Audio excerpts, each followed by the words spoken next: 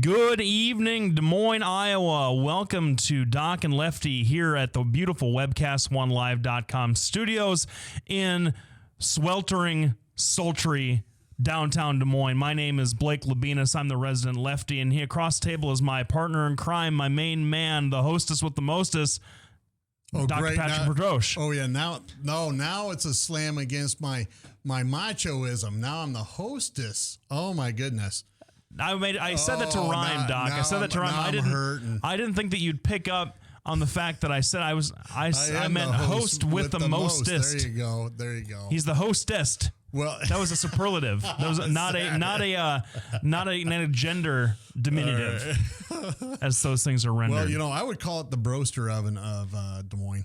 It's pretty bad. Oh yeah.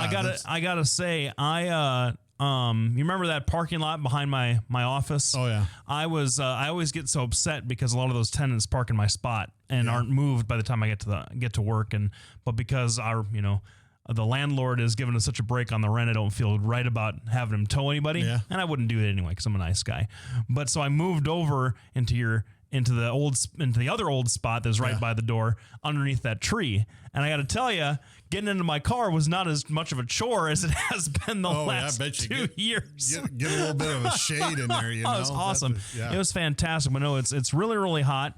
We're here on I Have a Dream Eve. That's all anybody wants to talk about. But we have other things on the agenda. We'll talk about some of the events probably next week after we've had a chance to digest them. But I actually have a family story about this.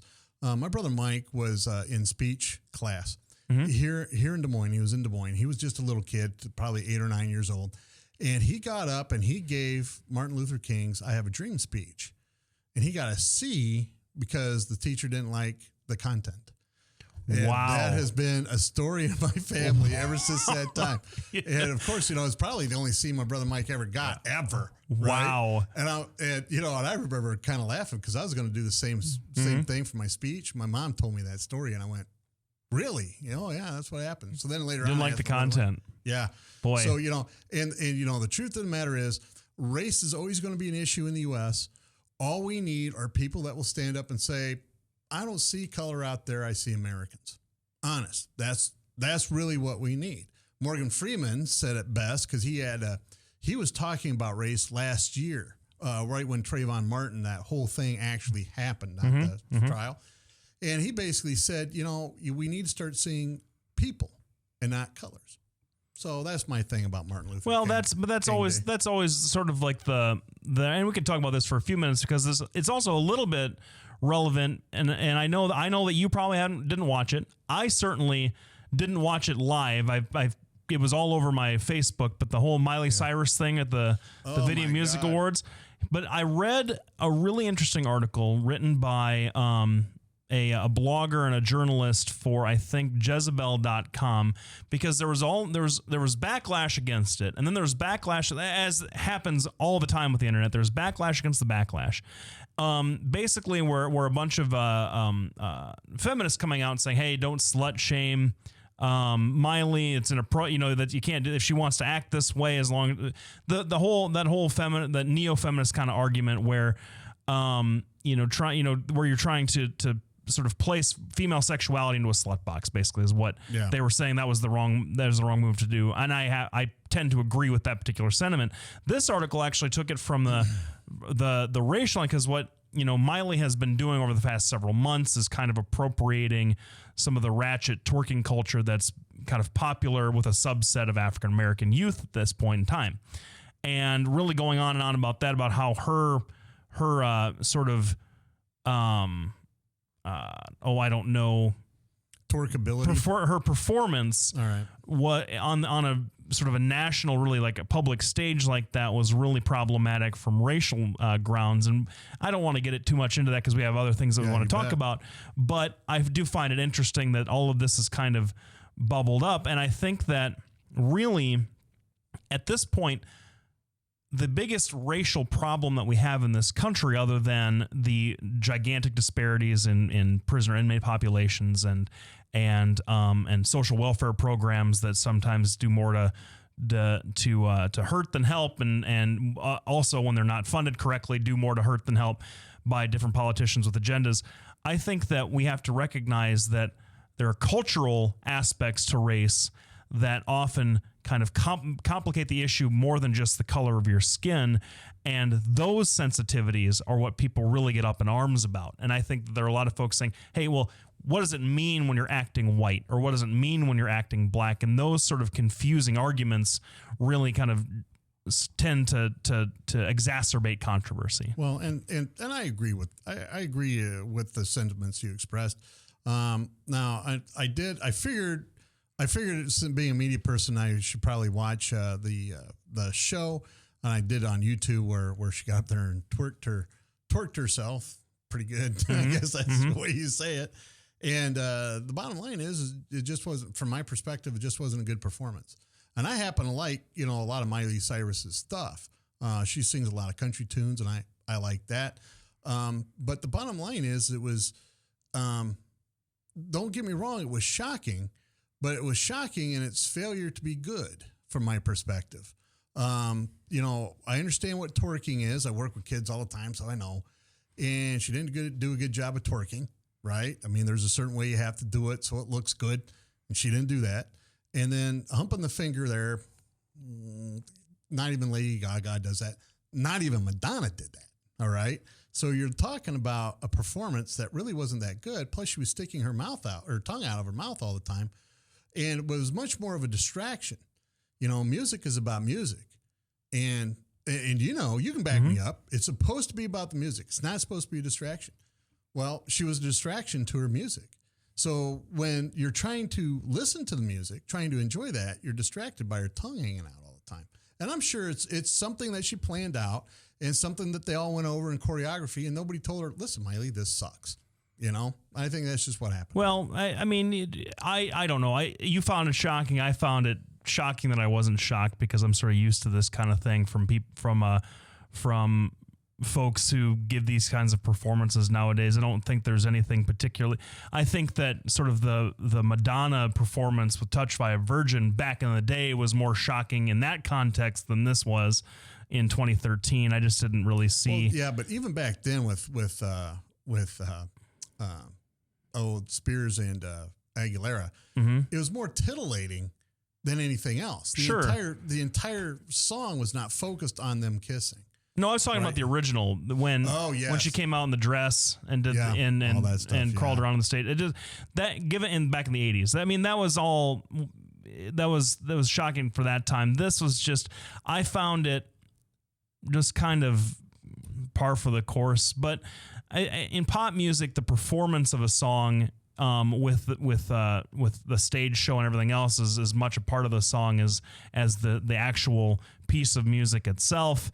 And if that's what she wants her song to be about, she's 20 years old. She's got a pretty, in my opinion, a fairly immature idea about an immature attitude about what she's trying to do.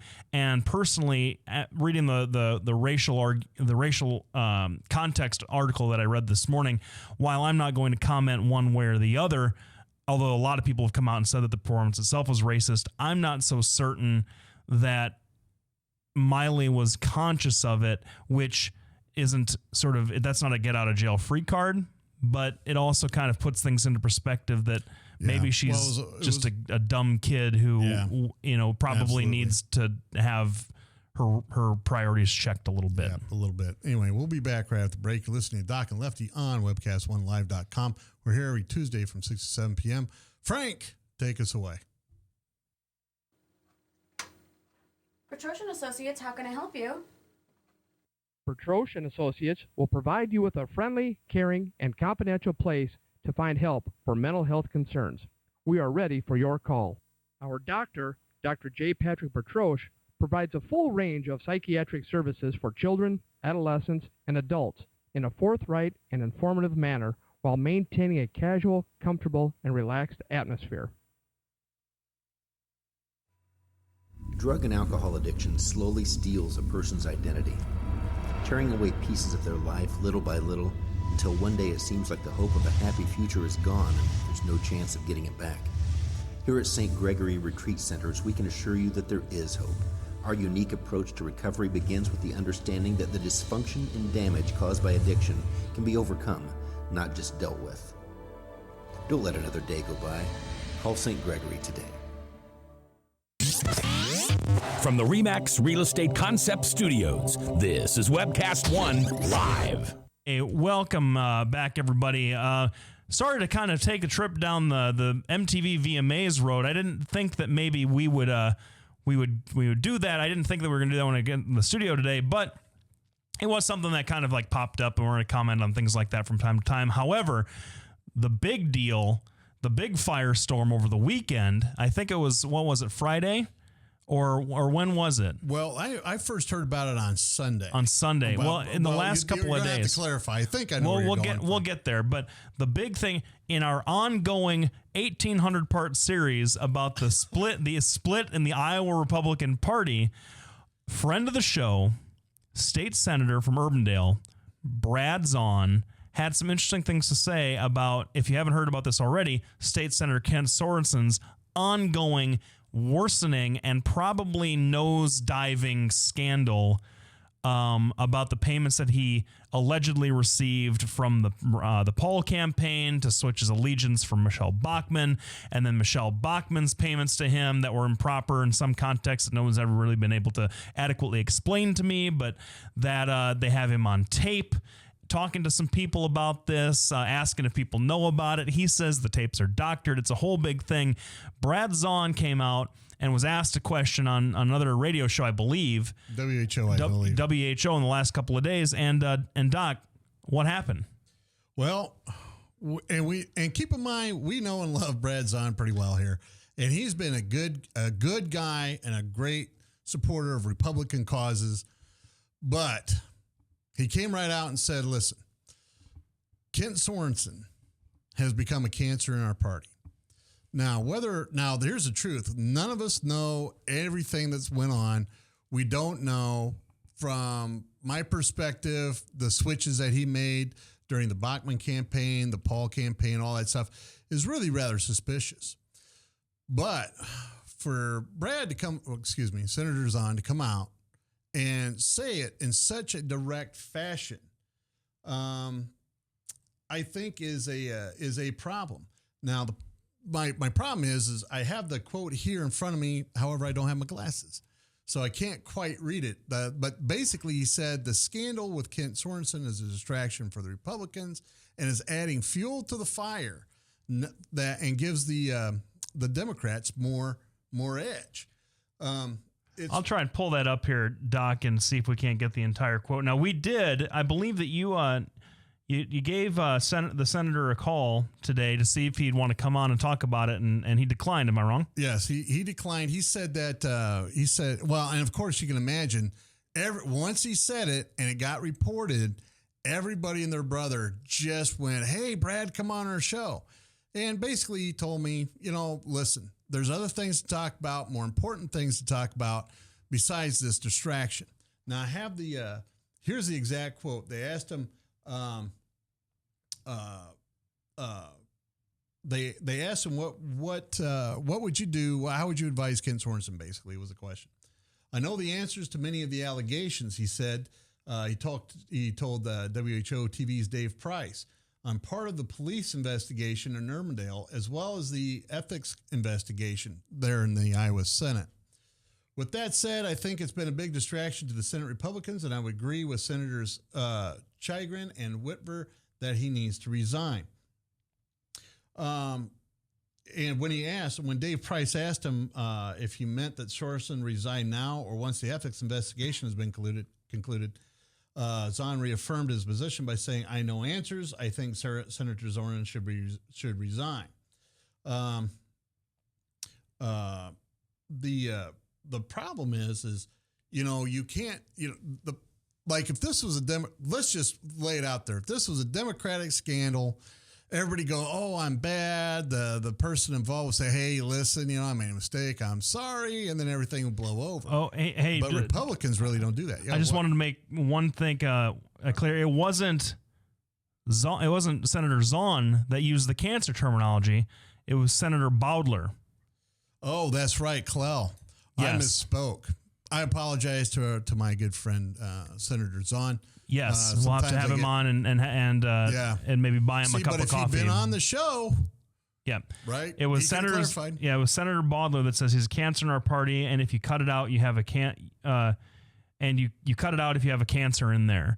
Senator Zahn said several times that he thinks that Ken Sorensen should resign, and that if members of Senator Sorensen's family had accepted payments from the Paul campaign, that would be a violation of the ethics rules, so on and so forth. So now you're saying something about the Democrats who have not had this problem in a while in Iowa.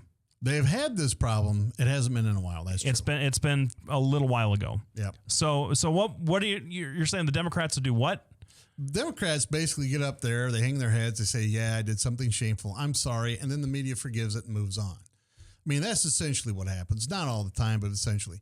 But Republicans have this way of, once somebody has screwed something up, of being completely unforgiving of that error. And that's just the way it goes. I don't know if it's the media pressure.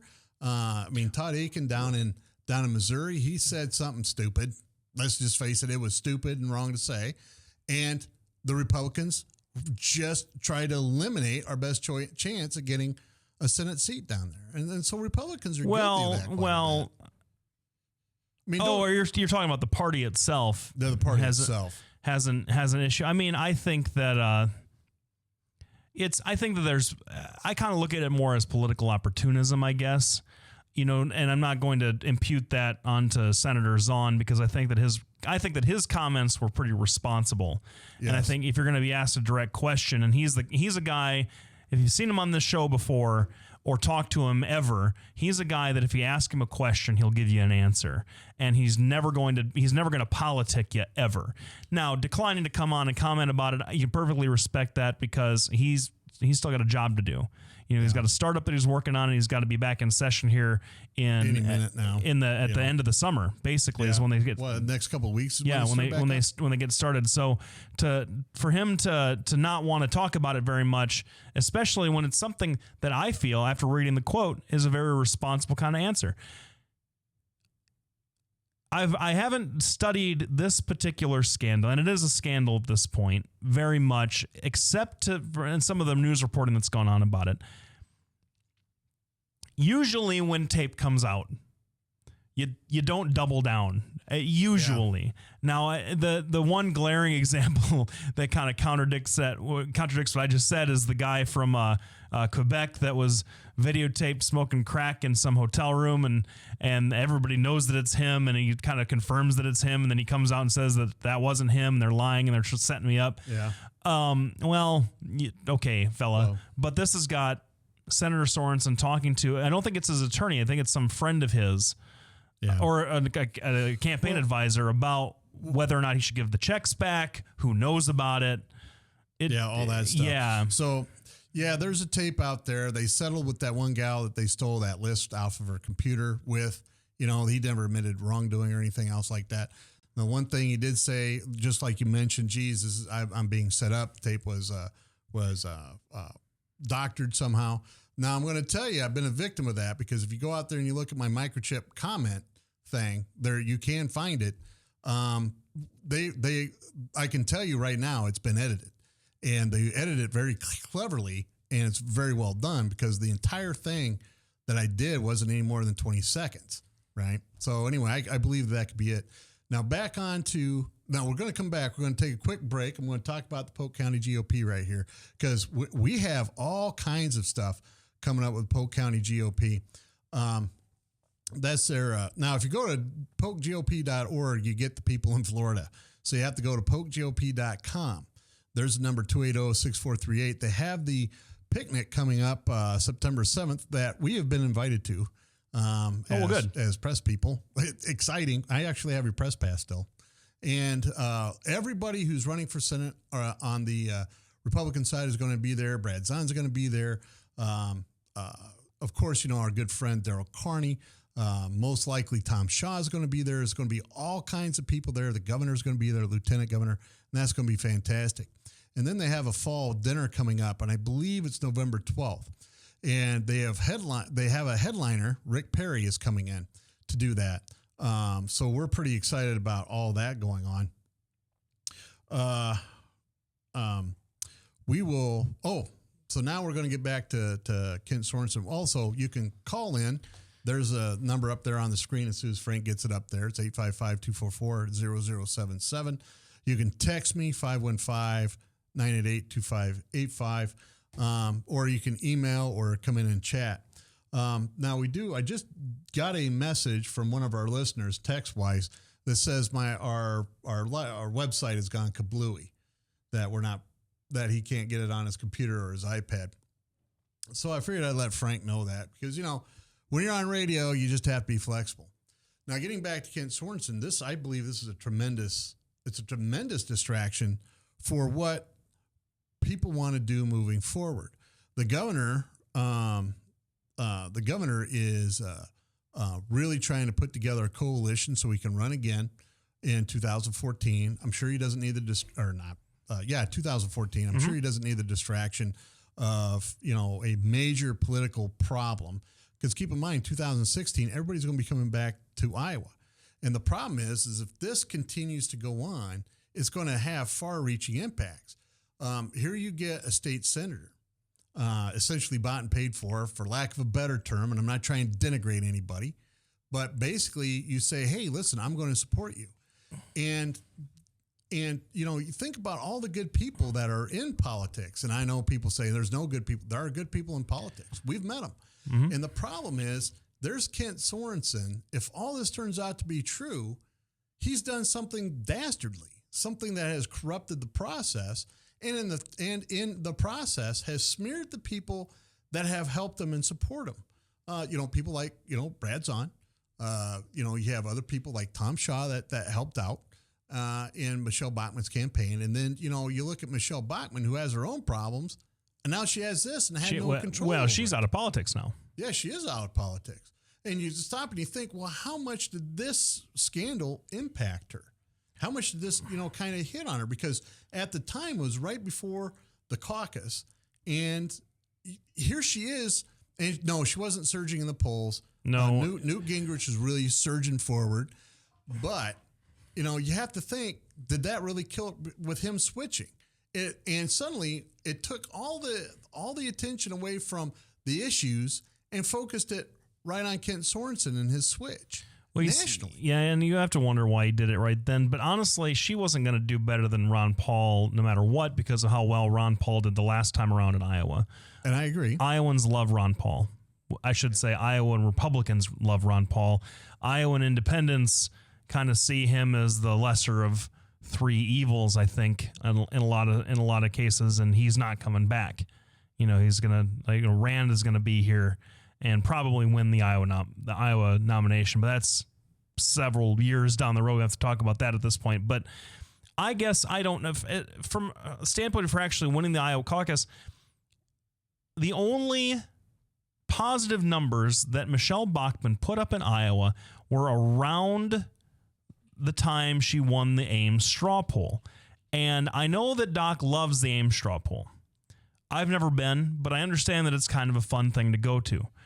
It's fun. However, I don't think that you would disagree with me, Doc, if I were to say that any sort of national polling numbers that come out of the Ames straw poll with respect to a particular candidate are inflated and probably not very accurate, given the fact that you buy votes and you bribe people to vote for you by putting out good food and entertainment at your booth.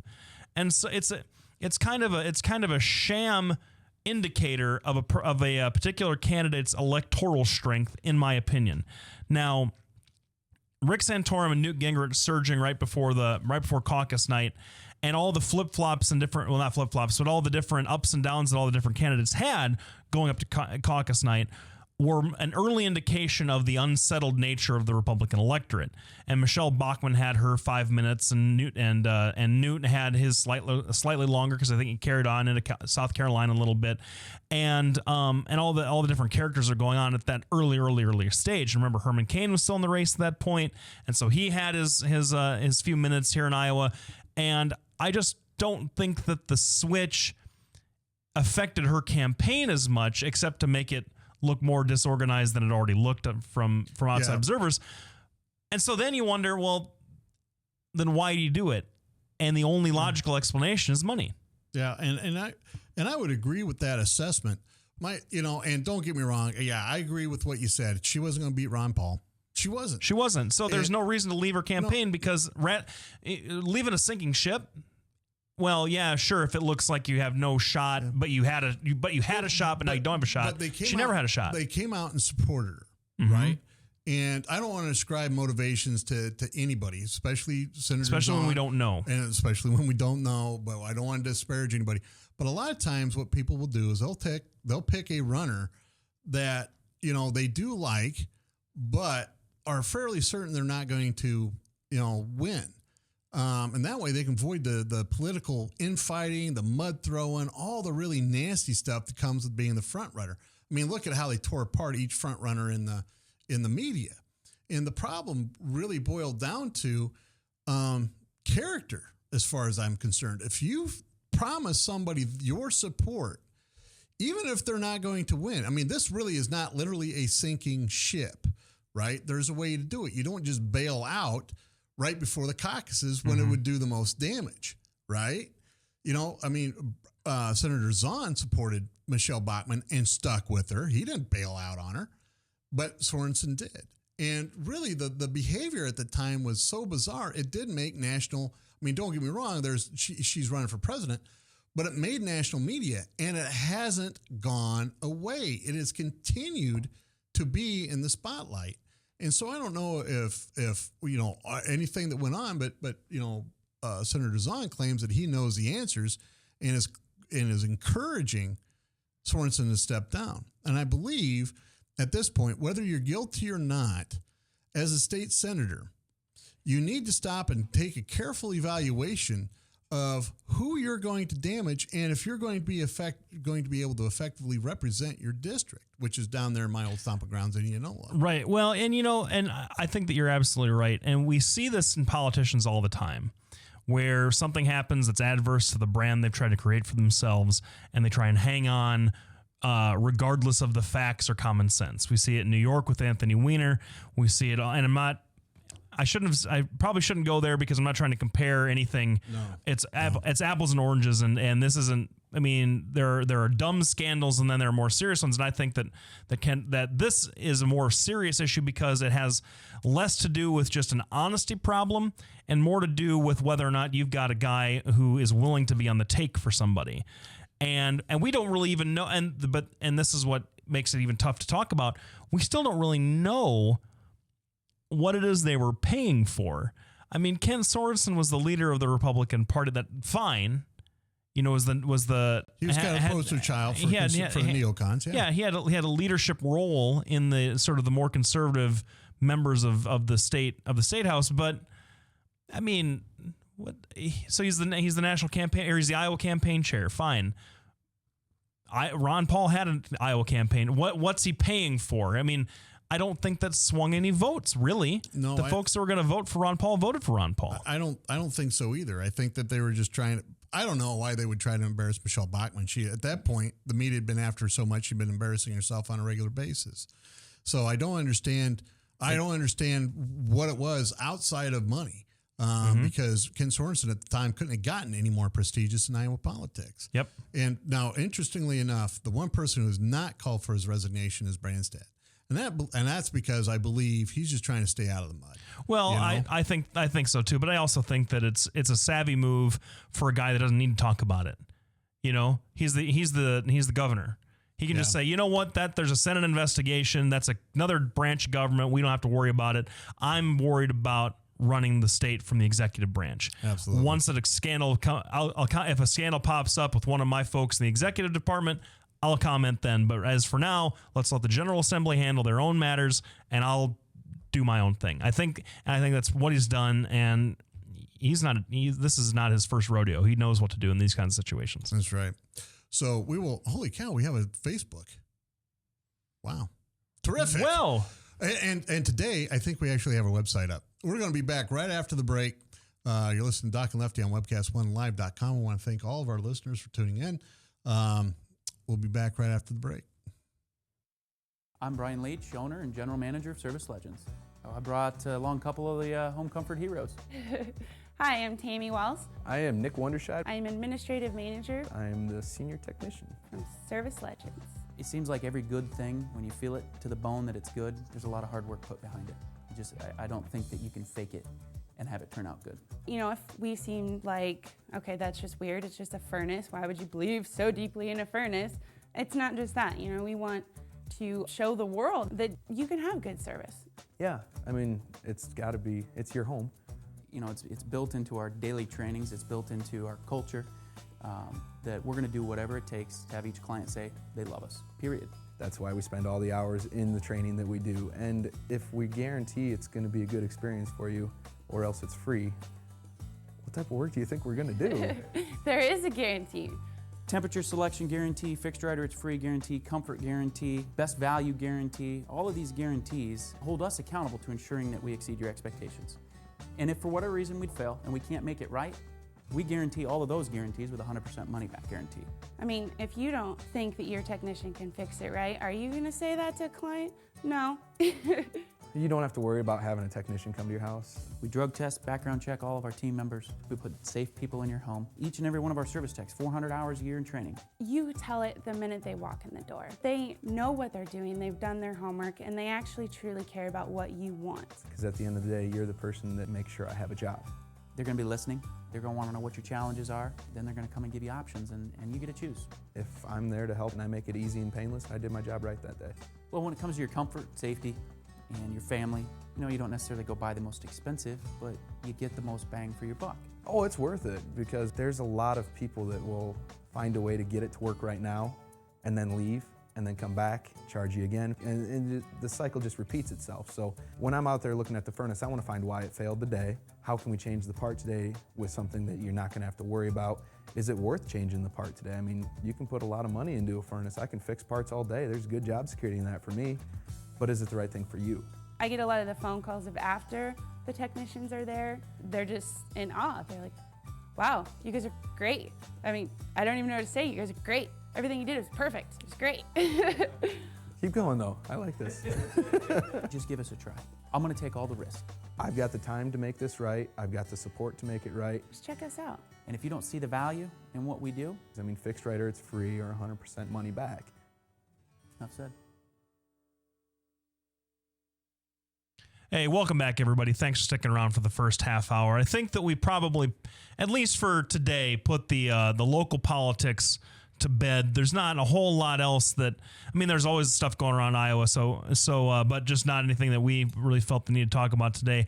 Wish everybody involved in that investigation, luck and that they figure out what the facts are, because it certainly seems bad for the senator, but these things have a way of working themselves out one way or the other, where in a year from now, we still don't know everything and we could be completely wrong. So, and with that, thanks for wasting the first half hour, because we didn't provide sort of clarity at all. But the next, it wasn't a waste. We covered a lot of ground. We did cover a lot of ground. But if we're talking about cans of worms here, I think that the big can of worms, the big meaty can of worms that's in everybody's minds right now, especially on our leaders' minds right now, is Syria and the absolute disaster that civil war, which is going on 2 years now, has caused everybody. Yeah. So, I mean, Doc, what's the latest? Well, the latest is that Obama is preparing everybody to send troops in. Now, I don't know how that's going to go. I don't know how they're going to make that decision. The problem really is he took what he thought was a pretty safe approach, and that is, people wanted him to take a stand on something as far as Syria went, because there was all kinds of atrocities on either side. So he drew this line in the Senate and said, "Well, we won't tolerate chemical weapons."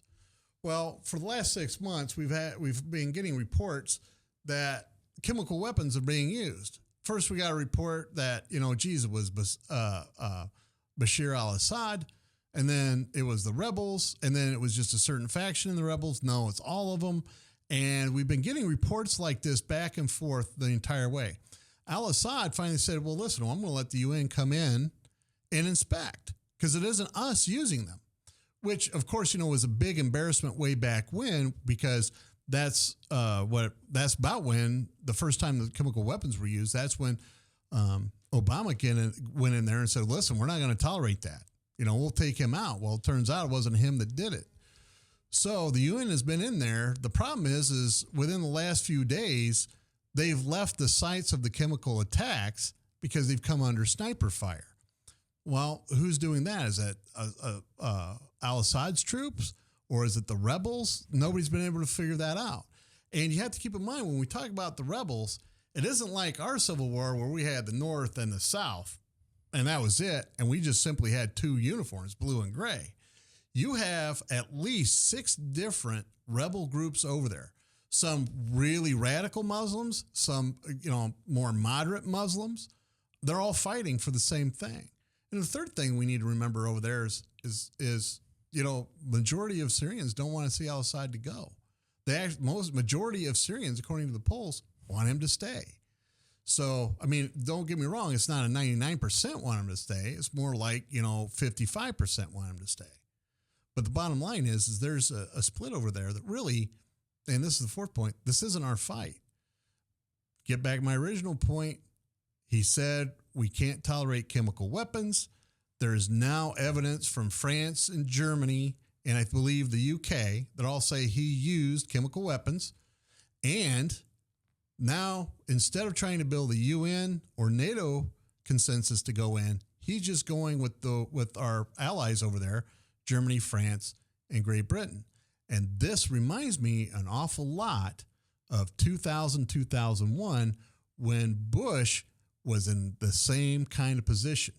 And he tried to get UN backing and didn't get it, tried to get NATO backing and barely got it. And then very soon it just evolved into a coalition that they put together to invade Iraq. Well, there's a lot of things that are different in the sense that, one, the coalition of the willing was not really much of a coalition at all. There were, he really didn't. He didn't get NATO backing in the sense that France didn't participate. Germany didn't put troops into Iraq. It was the UK. It was the UK, Australia. Like Canada had a few folks. Australia had a few folks. It was mostly the United States and the UK. Is different doesn't mean it's not the same. Doesn't bring back ghosts of Iraq. Well, I know it certainly does. I don't want to say that reports about WMD that are ill confirmed does not remind and unconfirmed reports of chemical weapons being used on civilians. It sounds a whole lot like Iraq. Don't get me wrong. I think it's a bad idea, but I just want to point out a couple of different things. The major issue, first of all, there hasn't been a UN meeting there hasn't been a Security Council meeting about this yet. He's just, and he hasn't also, and the president also hasn't done anything yet.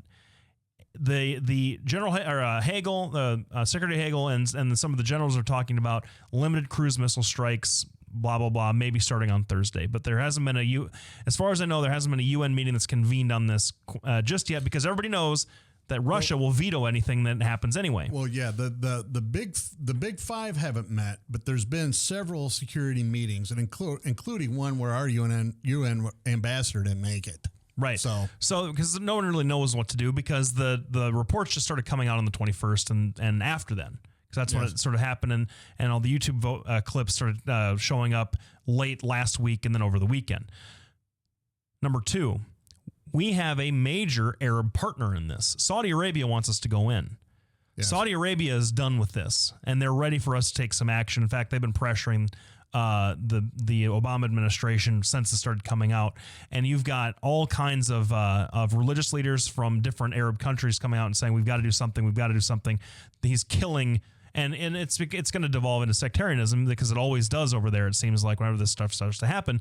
But he's killing Sunnis, he's killing Shia, he's killing everybody. We've got to go and do something about it. And so that's much different than the misadventure into Iraq, where we had no Arab support whatsoever when we invaded Iraq. Well, but that's not true. We had the support of the Saudis, and we had the support of the Kuwaitis. We had their support. Yeah, we certainly did. Where do you think we put our bases? I mean, neither of those called for us to go into Iraq. It was a unilateral decision. Well, none of us wanted to. We'll none of argue them that on a different show. We'll remain because we did have their support. I mean, because Kuwait's sitting right on the border of Saudi Arabia, and Saudi Arabia didn't want Saddam Hussein to come blowing in here, blowing into Saudi Arabia. Are you talking about 1991 or in 2003? Because in 1991 it was different. All right, you're right. I was talking about 1991. So let's get back to Syria. Yeah. Well, all I'm saying is that it's different in that there seems to be more regional consensus about the necessity of other foreign countries getting involved. That's what it seems like just from the surface. Well, yeah, but Jordan has come right out and said we're not going to allow anybody to attack Syria from our land. Iraq has come out and said nobody is taking a shot at Syria from our land. The Lebanese have stated unequivocally, if the Americans go into Syria, we are going to start taking and killing Americans as hostages. So, to have the Saudis say, well, yeah, we want you to come in, where are we going to go from? The Turks have remained desperately quiet because that's about the only other place you can go into, So the Turks are quiet. They're not going anywhere. The Arab League wants us to attack. And the Russians have come out and unequivocally said, we have proof that it's the rebels using weapons of mass destruction. That's what the Russians have said here within the last 24 hours. And they have said, we're going to protect our interests in al-Assad, and now we're going to have to take on a power that has the ability to shoot missiles at us. Really? There's nothing over there that's going to benefit us in any way, except if we don't go, because we said we're going to go, chemical weapons are used. If we don't go, now we're bluffing, right? And that puts any future programs that the United States tries to say, or the president tries to say, in jeopardy. Now we're running just a little bit behind. We're going to be back right after this break. We're going to be talking more about Syria and how we need to not be in there. We'll be back right after the break. Listen to Doc and Lefty on webcast1live.com. From the RE/MAX Real Estate Concept Studios, this is Webcast One Live. Whether you're 10, 25, 50, 80 years old and beyond, everyone needs to live within their means. I'm Tom Coates with Consumer Credit of America. For almost a quarter of a century, we've helped people of all ages learn to manage their personal finances to benefit them far into the future. When problems arise, we've got the experience you need to make those debt problems go away. Got financial problems? Call Consumer Credit of America. If Tom Coates from Consumer Credit of America was your personal webmaster, Tom would filter out all bad debt emails. If Tom was your mailman, you'd never get any debt reduction junk mail. If Tom Coates was a lineman, he'd block any phone calls offering to reduce your credit card debt. Hi, I'm Tom Coates with Consumer Credit of America, and we're still your best choice for credit counseling. We're local, we're accountable, and we can do more. You make the call when the time's right for you. When it comes to competition, there really is none for Consumer Credit of America.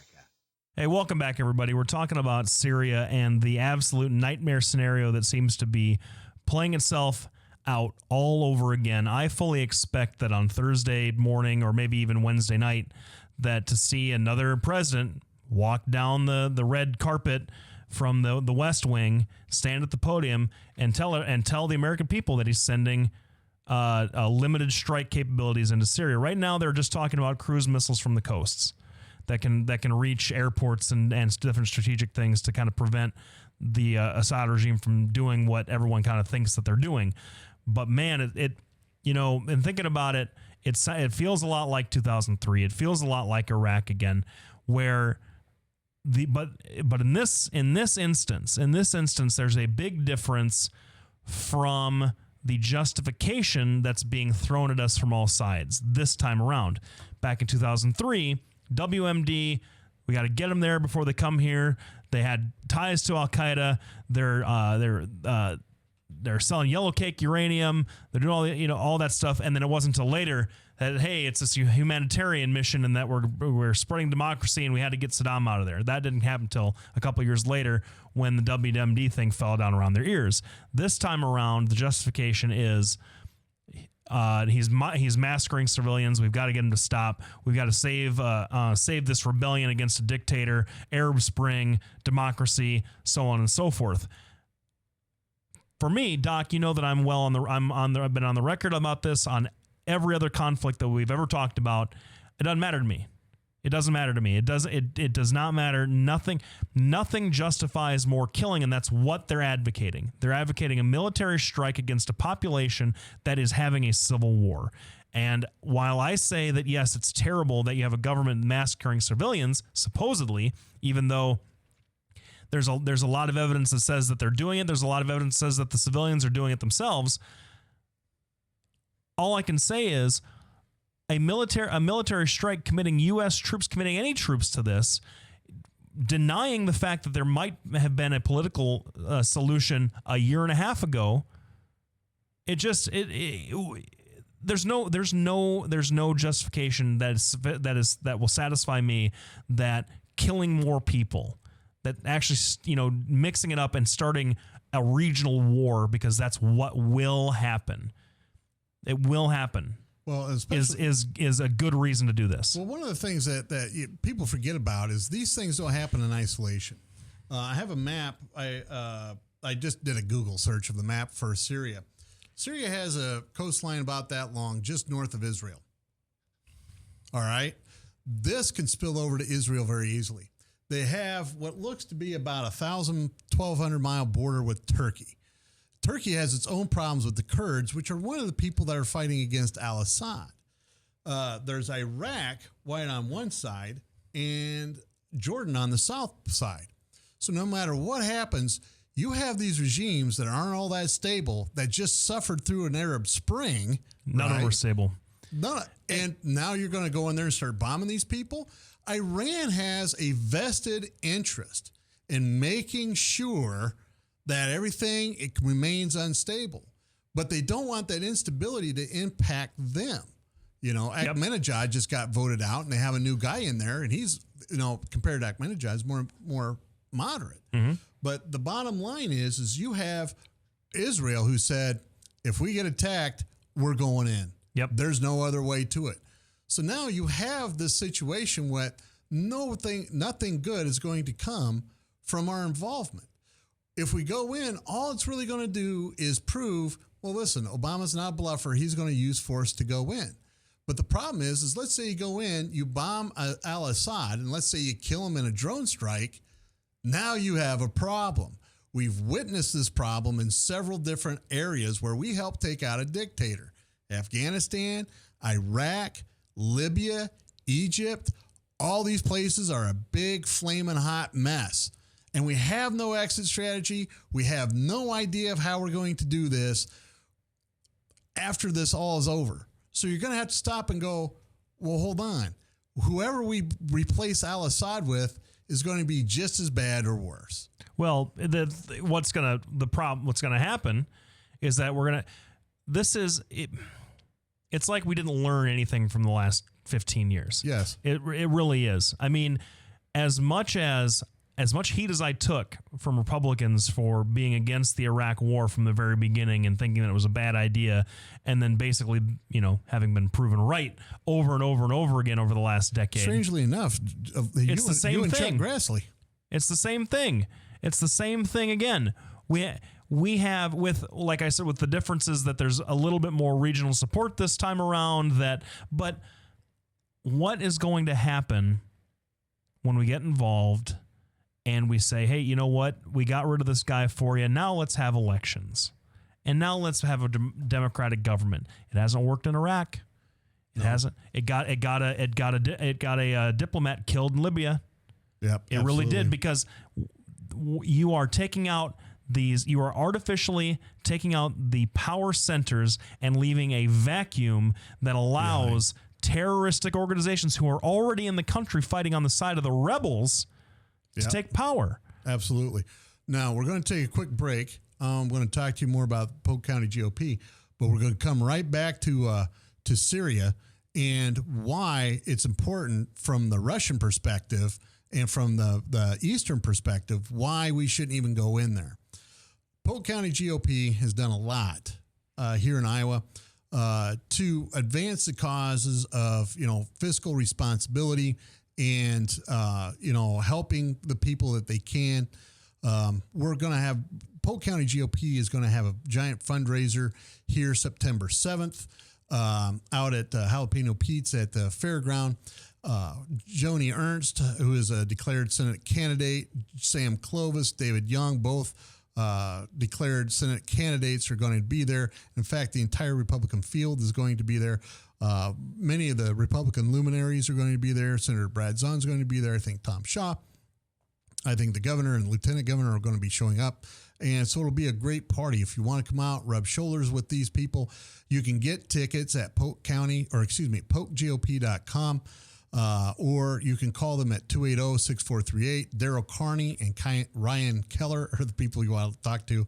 Again, that's Daryl Carney and Ryan Keller at Polk County GOP or polkgop.com. Man, I'm just focused on Syria. Well, it's something that it's an important issue. Now, I want to ask you this question because this is the justification. They're killing civilians. This is not just a military issue; it's a human rights issue. What do you say about that? I think it's a human rights issue as well. The problem is the UN already has troops on the ground apparently as peacekeepers, and of course being the UN, they're completely ineffective at this time. They apparently the last word I heard was that they actually sent 4 up armored SUVs to Syria to try to help secure foodstuffs and everything else. But the bottom line is, as soon as you drop the foodstuffs, well, on the one hand, if you drop it, the rebels can get it. And on the other hand, if you give it to al-Assad, he controls it so much that only the people that are going to be directly supporting him, his people, are going to get it. The common folks aren't going to get this aid. And that's what happens everywhere. It happened in Yemen, happened in Ethiopia, it happened everywhere. You have these warlords, like you pointed out the last segment. You have these warlords that are going to go forward and just start killing all their rivals once al-Assad is out of the way. Yep. It happens every time. The Muslim Brotherhood, same thing. They keep trying to blame the Coptic Christians. This time it backfired, right? But that's what happens. Now, the Russians have a vested interest in trying to keep people in power that are going to reduce terrorism directed at Russia. You have to keep in mind a lot of these terrorist cells get trained by Chechnyan fighters, and there are Chechnyan forces in Syria. Plus, Turkey sits right there. So Turkey has vested interest. So when you start talking about, well, we're going to arm the rebels, what you're basically saying is we're going to start arming some terrorists from the Russian perspective.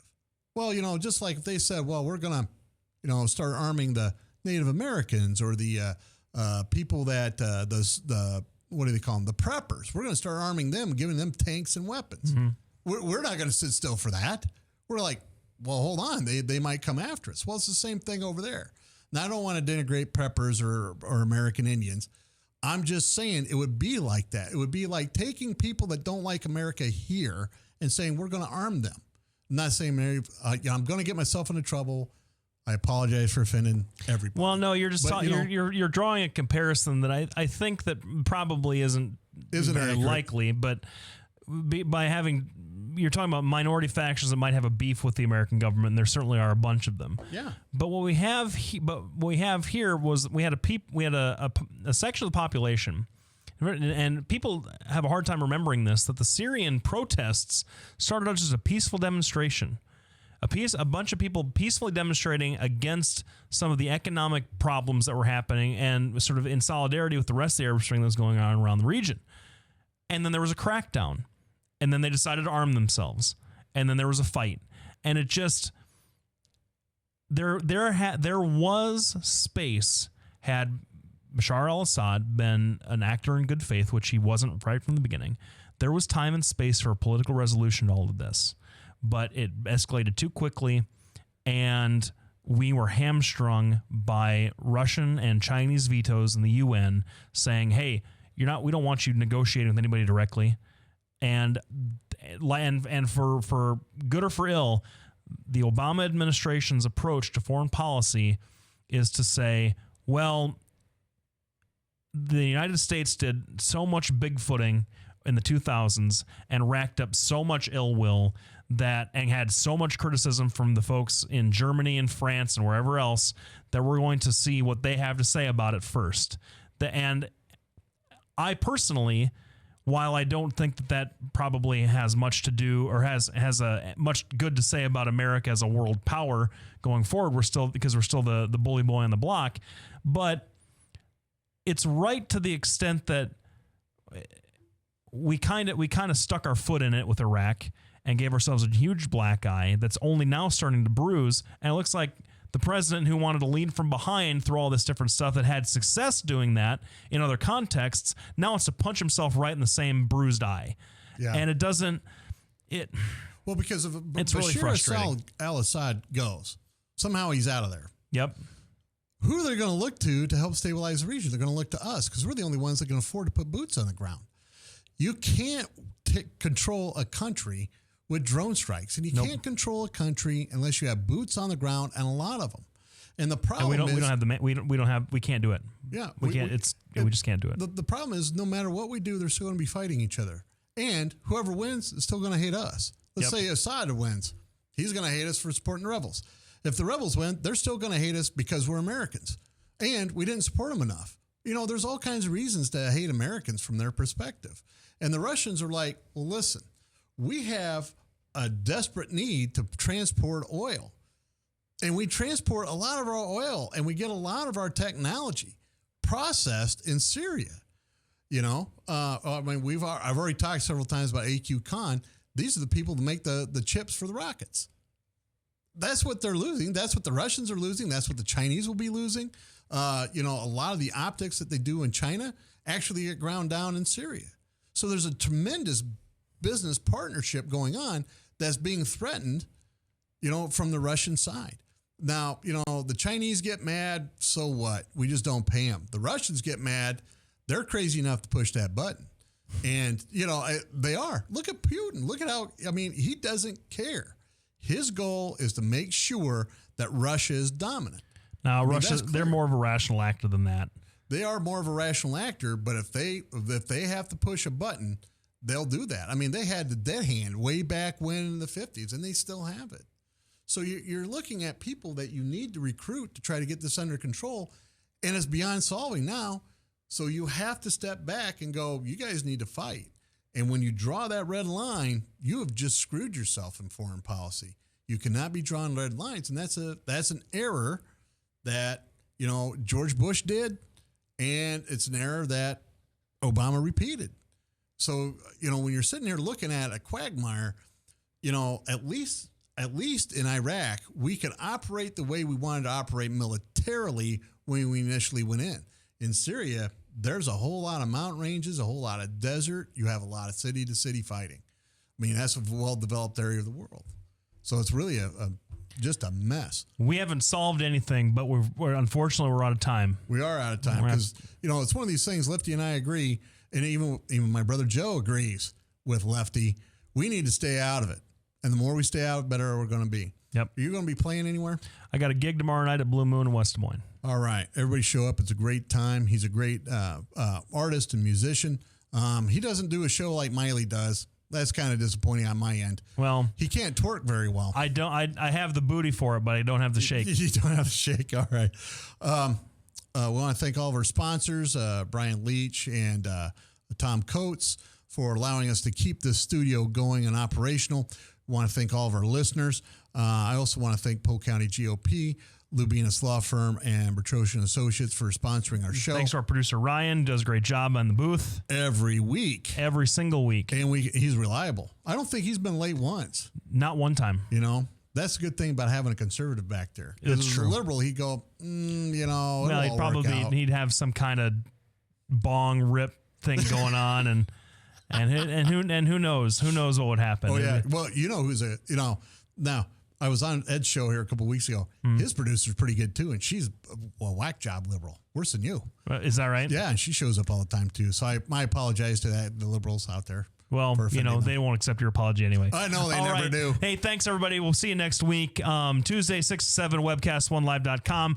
I'm Lefty for my good friend, the good Doc Bertroche. Good night and have a great week.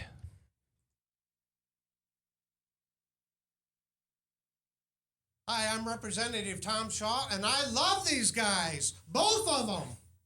Love these guys. Get over here. Get over here. Love both of them.